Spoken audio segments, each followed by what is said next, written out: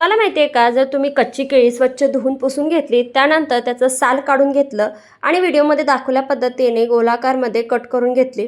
सगळी केळी मी अशाच पद्धतीने कट करून घेतलेले आहे. एका कढईमध्ये 3 मोठे चमचे तेल घ्यायचं. त्यामध्ये तेल चांगलं तापलं की जिरे, मोहरी घालायचं. त्यानंतर हिरव्या मिरच्या घालायच्या आहे आवडीनुसार. तरी ते मी 3 ते 4 हिरव्या मिरच्या घेतलेल्या आहेत. कांदा बारीक चिरून मध्यम आकाराचा घालायचा आहे. कढीपत्त्याची पाने 5 ते 6, हिंग पाव चमचा घालायचा. त्यानंतर टोमॅटो घालायचा आहे एक मध्यम आकाराचा बारीक चिरून.